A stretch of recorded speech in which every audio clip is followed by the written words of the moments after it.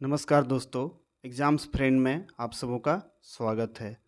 दोस्तों, ये जो हेडिंग्स आप देख रहे हैं, सीटेट वैलिड या जेटेट अब आखिरी उम्मीद, यही चीज़ें उन सभी लाखों बीएड और डीएलएड प्रशिक्षण प्राप्त करने वाले अभ्यर्थियों के भी मन में चल रहा है कि क्या सीटेट वैलिड होगी, हमें भी झारखंड में जो शिक्षक भर्ती आई है उसमें शामिल होने का मौका मिलेगा या फिर अब हमें आखिरी उम्मीद जेटेट पर ही रखना पड़ेगा। साथ ही दोस्तों, जजमेंट रिजर्व रखा गया है 18 अगस्त 2023 को सीटेट का डिसीजन के ऊपर। वो जजमेंट कब तक आएगा, इन्हीं सब बात को मैं इस वीडियो में आपको बताने वाला हूँ। साथ में भर्ती प्रक्रिया जो चल रही है अभी शिक्षक की, उससे संबंधित भी कुछ जानकारी देने वाला हूँ। तो आइए जल्दी से मैं आपको संपूर्ण बातें बताने का प्रयास करता हूँ। झारखंड सीटेट उत्तीर्ण अभ्यर्थी संघ के सचिव सोनू सुमन के द्वारा केस फाइलिंग होता है 18 मई 2023 को और फर्स्ट हियरिंग डेट इसका आता है 13 जून 2023 को। उस दिन न्यायालय माननीय न्यायालय सरकार से पूछती है कि अभी तक टेट का आयोजन क्यों नहीं हुआ, 2016 के बाद तक अभी तक टेट का आयोजन क्यों नहीं हुआ।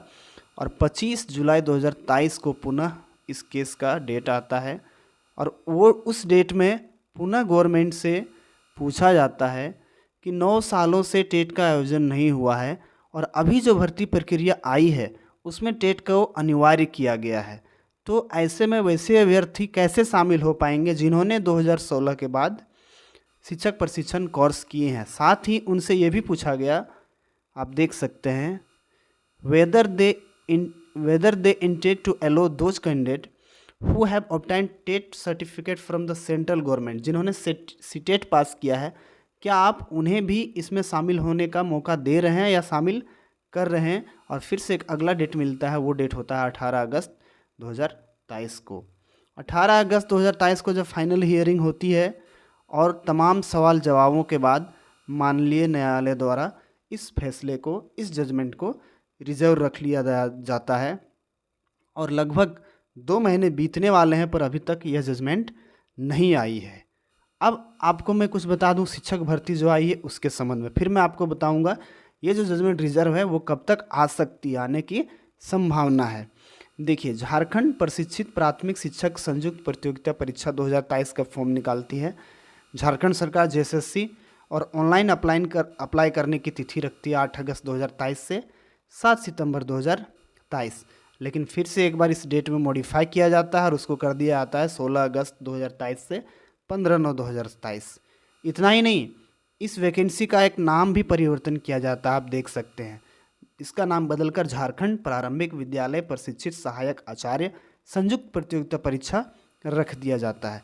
और इसमें जब किसी चीज़ को खासकर उम्र के कारण विरोध होता है तो उसमें एक बदलाव ये किया जाता है कि इस भर्ती में जो उम्र की सीमा थी, अधिकतम उम्र सीमा की गणना थी 1 अगस्त 2019, उसको 1 अगस्त 2016 कर दिया जाता है।